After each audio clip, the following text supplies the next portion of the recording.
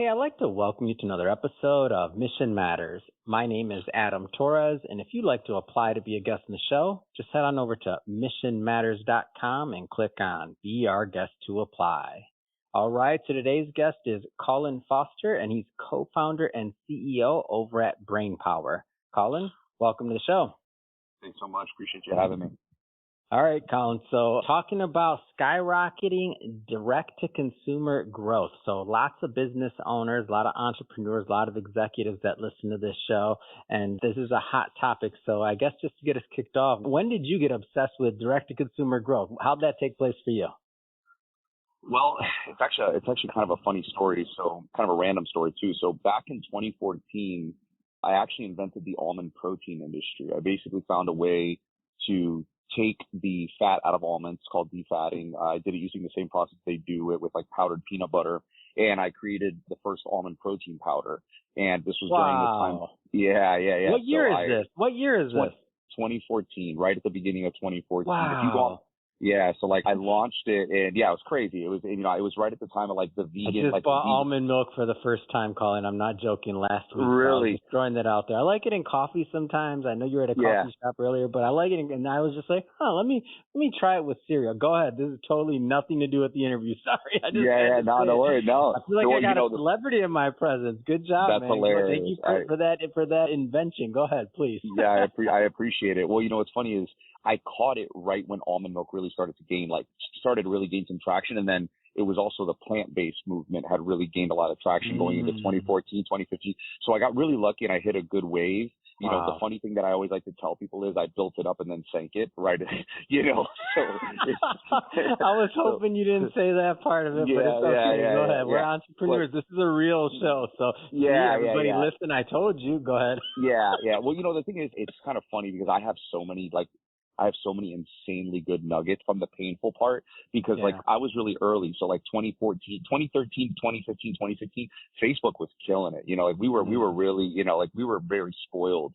And I didn't really understand a lot of the things I understand now, which is like we were all for what we do. We thought that was going to always be that way. We thought it was going to be that cheap. That would work. So, oh my gosh, go ahead. It was gold on that one. Yeah. No, and that's the thing. It's like I didn't understand the things that I know now that helped me to become a really great agency owner, or have a team that really like grows brands holistically. We don't really focus on. We do media buying and ad spend, of course, for all of our clients. It's needed for traffic.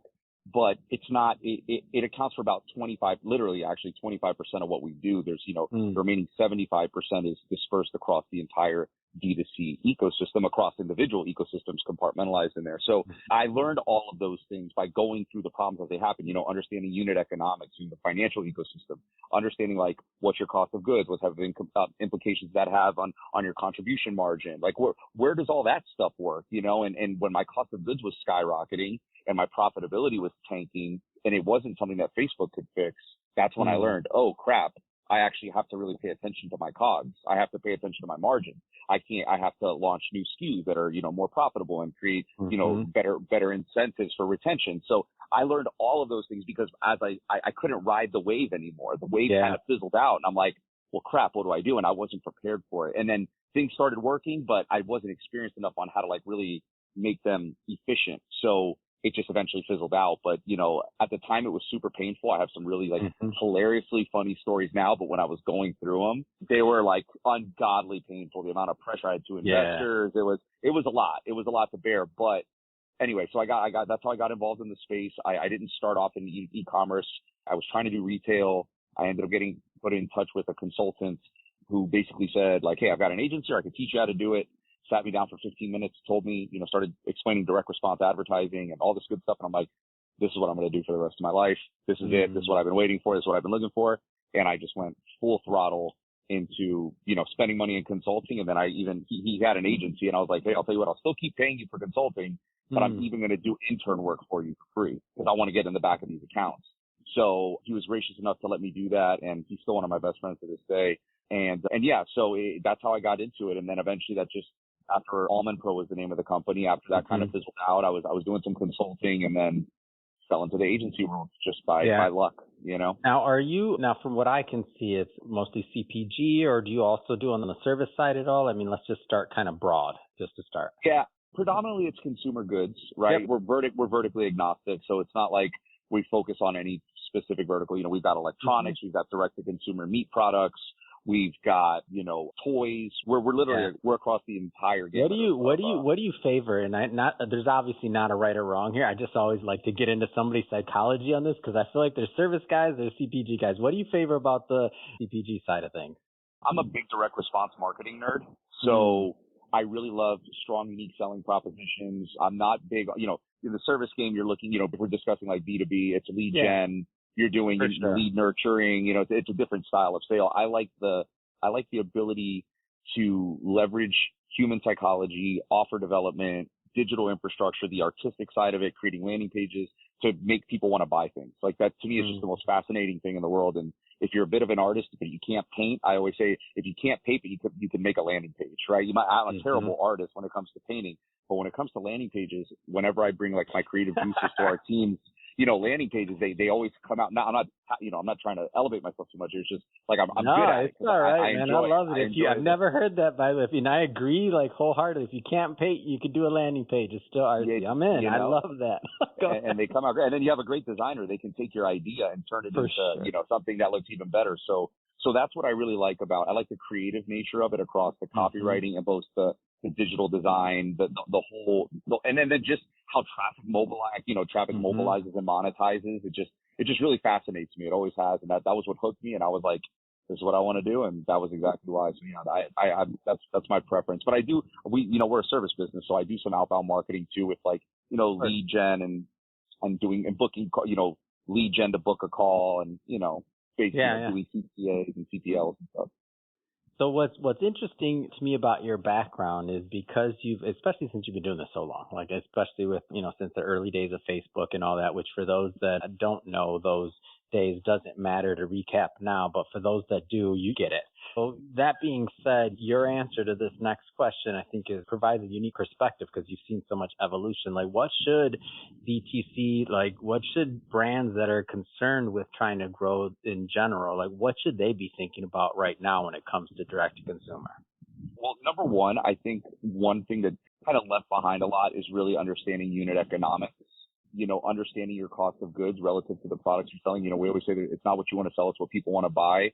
So it's like you really want to understand what it is that your customer really wants. What are they buying? And is that a profitable product for you to really be selling? Because just because you want to sell it and just because you want to make it profitable, if it isn't profitable, just because you wish it's profitable doesn't mean it's profitable, right? So you actually have to sell a profitable product that can actually fuel your business, allow your contribution margin to be where it needs to be for you to actually have the money needed to, grow this. It's a cash intensive endeavor whenever you pursue D2C because unless you have organic traffic or you're an influencer or something, you're probably paying top dollar for traffic right now. So I think that understanding the product that you sell and shipping too, depending on your quantity, right? Shipping is you're paying top for everything, and so I just throw that in there as just a little nuance because it's never what you think it's going to be on the back end. Yep. Yeah. No, you're right. No, and the cost is only going up, right? And so it's not like at any point they're going to be like, oh, by the way, we're going to lower this for you. Nope. Yeah, the way for me to best, and another thing I was going to say is the way for me to best answer that, what we do from an agency perspective is we build and manage ecosystems, right? And we do that in different styles, but there's 5, and that's really the things that people should be focused on. There's basically 5 ecosystems in your business. The first one that I just talked about is your financial ecosystem. Like, what do the finances of your business actually look like? If you're not merging your marketing with your finance, if those two are not intertwined with one another, you are setting yourself up to look at vanity metrics and get sorely let down when you look at your P&L at the end of the month, right? So you really need to understand bank account and what's actually there. You made $100,000 and you lost 10. It doesn't make sense. I've seen brands bigger than that are doing the 7-figure months and they're just barely making it. So it doesn't really matter. You got to move from the vanity metrics. In the e-commerce world, we romanticize the vanity metrics sometimes. So we got to step away from that and really step into reality of what does the P&L look like and what implications do we have based on what we're selling, what our consumers are buying, and what does that look like for the future of our brand if we continue to sell these products. They might be your hero. It might be your hero SKU, but it's not your hero SKU when it comes to profitability and growing your business. That can be a major problem. You're setting yourself up for failure. So unit economic or financial ecosystem, the acquisition ecosystem, there's four other ones: acquisition, retention, traffic, and profit maximizer. Acquisition is exactly what it sounds like. What are you doing to acquire customers? How does your offer sequencing look? Do you have, from a direct response offer, if you're leveraging paid social, right? If you're doing paid social advertising, you need to have a price point, an offer, and a product that is conducive to a demand creation model. You need something that is going to give customers a reason to want to buy right now, right? And so you need to have, digital infrastructure that supports that, nice landers, nice landing pages, a good welcome series, a good pop-up that's converting well. I always recommend using gamification. So like doing a spinning wheel, those kill it for us. Some brands don't like them because they think it looks cheesy, but the money that comes out of them, it does not look cheesy. So, so I would say, that's the acquisition ecosystem, focusing on an actual strategic approach to acquiring customers. Doesn't mean just discounts, stacking value. Free premiums are a nugget. I learned from a guy named Perry Belcher. Free premiums are, free gifts with purchase are gold for increasing conversion rate and obviously reducing acquisition costs. So you have your acquisition ecosystem, then you have your retention that goes into your emails, right? But that doesn't just mean like blasting the list, right? Mm-hmm. It means getting engaged, doing giveaways, doing co-branded giveaways, doing new product launches. Loyalty is obviously goes without saying once you get your list big enough, but building that infrastructure on the back end where people are actually engaging with the brand long term. New products, again, is a very important component of that. Then you have your traffic ecosystem, which again, we don't have to get into paid ads, but basically making sure you're going through best practices on traffic, dialing in, advertising. So good creative, UGC, what I would call true GC. Most UGC is just fake testimonials, right? Now we're trying to do what we call at our agency. We only do with true GC that we leverage through using micro influencers because they're usually more inclined to already be posting consistently. Like our criteria for selecting people for UGC is they have to post at least once every other day. If they're not posting at least once every other day, we won't work with them because they're not psychologically there in terms of like best practices, knowing what they need to do in order to create content that helps their own individual platform grow. Therefore, we don't want to just trade their likeness for a fake review because it just doesn't resonate in this day and age. Maybe 5 years ago when I started doing UGC with All In Pro, it was working. Yeah. But it doesn't work like that anymore. So you've got your acquisition, you've got your retention, you've got your traffic, and then your profit maximizer. What is your pre and post purchase upsell sequencing look like, right? When people add products, are they getting a pre-purchase upsell? Are they getting a post-purchase upsell? What are you doing when you're creating offers to make sure that you're maximizing not only your AOV? We always get caught up on AOV, and that's where you merge the financial ecosystem, but like AOV relative to profitability. Your AOV could be higher, but your profitability still be lower. What products can you sell that are the most profitable? And maybe they have a lower barrier to entry. Maybe you have a product that's cheaper. The profitability on it is really, really great. Now your AOV doesn't look as great, but your profitability does. So understanding how are you maximizing profitability? That's, what the profit maximizer ecosystem is named, and that's exactly what it does. It maximizes profitability. It doesn't maximize just AOV. That's a really big thing to distinguish, and it always goes back, again, to finance. So those are your 5: acquisition, retention, profit maximizer, traffic, and retention. Yeah. Where do you find, so talk a little bit about your when you're going through this process, and I know every business is going to be a little different, and out of those 5 different ecosystems, some are going to be weaker or stronger on others in their processes and however they built their company. But how are you normally approaching this, and how should people listening approach kind of like, because I know it's probably, correct me if I'm wrong, unlikely people are going to tackle all 5 at once if they're looking at improving. Like how does this audit system, or how should people start wrapping their head around this concept, especially because it's, in my opinion, it's going to be new for many the way that you packaged it? Yeah, great question. So I always compartmentalize success. So, and that's just relative. I compartmentalize everything, but that's another show, Colin. yeah. That's hilarious. So that's a good psychology. That's another one. I'm not good. I'm speaking of this almond milk now. If I'm a small brand, or, I don't like to say small, but let's say you're starting out, your first responsibility is finding predictable customer acquisition. It doesn't matter how you get it. If it's paid traffic, if it's posting on TikTok, if it's posting on YouTube, I don't know what it is. Your primary goal is to tackle your acquisition ecosystem. And it doesn't mean that you have to start building all these crazy complex landing pages. I have a tendency to speak in brands that have already kind of achieved some level of product market fit. Most of our clients have product market fit. They're looking to increase efficiency on that, right? They're trying to make the most out of the traffic they're already driving, not necessarily just drive more. So if you're early, your single most important job as a brand owner is to dial in predictable customer acquisition. Now, if you've got a pretty standard or a pretty, I guess, scalable and more defined approach to customer acquisition, meaning you're getting customers consistently, you're not having to worry about where your next sale is going to come from. Now your next responsibility is retention. How are you going to keep them coming back?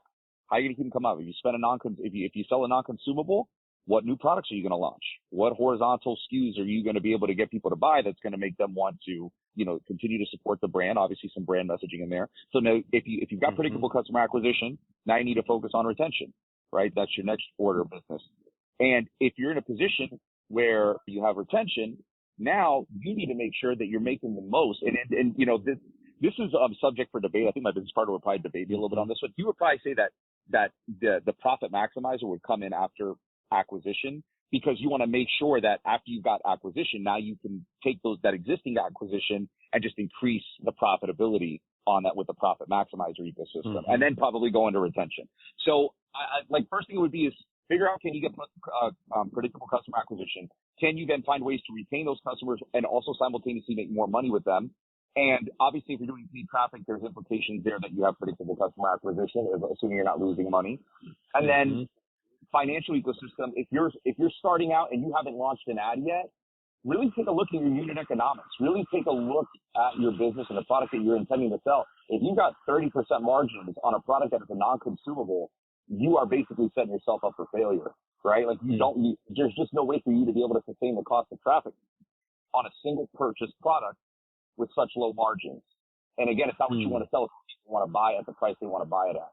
So at that point, you got to be really cautious about starting from scratch before you even run a paid ad. Make sure that you're actually set up for success. So the financial is ongoing, but from a beginner standpoint, and that's where the direction I'm going with this is like from start to finish. If you want to find a way to apply the financial ecosystem to these things, then what you have to do is you have to make sure that very first and foremost, before you start going to market, you have the right product with the right margins for you to at least have a good chance with success, because we can never guarantee success, right, in this game. For sure. So final question, Colin. Let's call this the bonus round, which we don't really have one here, but I'll call it that. Micro-influencers, you mentioned that, working with them. What are some tips, tricks, takeaways? A lot of people are curious that are listening to this on going that route, and I think it's a great route, not just because amazing brands out there write me a check, but because I love it. It's fun. I get to create new content as a content creator. I feel like, and I know we've built like solid relationships with some of our sponsors like through the years, and they fly out for our conferences and this and that or whatever. So I know from the creator side like the benefits, but what are your tips for those out there that are trying to go down that route and court these micro influencers or work with them? What are the tips, tricks, and or takeaways? So when it comes to micro-influencers, first thing I would do is I would work with somebody, number one, who's posting on a regular basis. This isn't somebody who is like, just posting once every 3 weeks, 4 weeks. This has to be somebody who's actively, psychologically trying to grow their brand. They're trying to grow their business or their platform, and, that they're going to maybe try and monetize that from a business. Number two, follower count is really important. Typically, I don't like to, well, it's not that I don't like to, it's just I find it easier to work with micro influencers that are sub 10,000 followers. They're probably not, from a psychological perspective, they want to grow. They're doing the things, best practices, following best practices, keeping up with what the algorithm changes are. They're invested in growing their platform. They just haven't gotten there yet. So they leverage your brand. And those, to me, are the long-term relationships too. Agreed. Those are the long-term relationships, especially if you think about somebody building a product that you're going to have for a long time and you don't see yourself exiting really quickly and you're like, what's the value of this in, X amount of years? Those relationships down the line to me it's invaluable. It really is. Go ahead. I just want to throw that in. No, you're 100% right. And the thing is that you're working with somebody who you're going to actually legitimize now, because now your brand, it shows, hey, oh, look, so-and-so's working with a win-win now, right? It's a win-win. So I like to work with micro-influencers who post, sub 10K. That's where we found the best level of success. Because again, we got to understand why we're using this. And you have to, that's another thing that's really important about all this. Sub 10K, they're posting consistently. And I think the third metric, just to give this as easily digestible, is understand why you're working with this person. What I mean by that is, there's 3 ways you can use an influencer or a content creator. 1 is for their content, 2 is for their traffic, 3 is for both. So if I'm hiring, let's say, Kim Kardashian, I'm not just hiring her for her content. I'm hiring her for her likeness and probably the 140 some odd million followers that she has that she can drive traffic to. She's an additional traffic source. That's it. Definitely a micro influencer. Go ahead, no. Right, yeah, exactly. That's your major influencer. I'm using that person for content and traffic and likeness. But if I'm working with a micro influencer, I'm probably not trying to, if I can get their traffic, great, but I'm not really concerned about their traffic. I'm probably concerned with getting content from them so I can leverage it on paid advertising, email, wherever I'm going to be using those efforts. So true. The value of the content they're creating. So true. Exactly. I'm using the content to scale paid. I'm using the content to disperse across maybe my more organic social channels. If I'm hiring an influencer that's, 100,000 followers plus, I'm not only paying them for the content, I'm also paying them to get a piece of their traffic. They become an additional traffic source for me. If you're starting out early, or let's say you have paid social running and you haven't really gotten deep on that yet, like you're just starting, maybe you're, spending 10, 15K a month, then you're still very early on. From there, you don't really need an additional traffic source, right? You need to keep going deeper, but you do need content to fuel that traffic source. I mean, you're not investing in traffic, you're investing in content. So that's the third metric. So how much are they posting? What is their follower count to make sure they're not too bougie, right? And then number three is, how am I going to use this influencer, or how am I going to use this content creator? Those are the three metrics that I would say that you want to focus on when selecting someone. Man, Colin, you guys are sharp. I love it. Everything that you said is spot on, and I get it. I've lived on both sides of it. I get it, and you're accurate. I love it. That being said, we run out of time today. Brain Power, the name of your company. I know we just scratched the surface on all of this. People are going to want to follow up and also to connect. How do they do that? So the best way to get in touch with me is, I'm very active on LinkedIn. If you look my name up, I'm probably the only person that spells my name the way it is. It's Caulen. My last name is Foster, so Colin Foster on LinkedIn. Connect with me. The best place, if you want to visit our website, it's brainpower.agency. If you want to talk to me, the call to action will eventually get rerouted to me. So once you book if you want to, schedule a call or something, you can do it there. But the best way to engage is on LinkedIn. I'm very active on LinkedIn. Wonderful. And LinkedIn and then website, one more time, please. Brainpower.agency. Wonderful. Brainpower.agency. And we'll put those links, by the way, in the show notes for the audience. Everybody that's listening, those links will be in the show notes when this comes out. And speaking of the audience, if this is your first time with us, this is a daily show. Each and every day, we're bringing you new guests, new founders, new ideas, new insights. Hit that subscribe button if you haven't yet, because we got many more interviews coming up for you down the line. Again, this is a daily show. Don't want you to miss anything. Colin, this has been so much fun. Thanks again for coming on the show. Thanks, Adam. Appreciate you.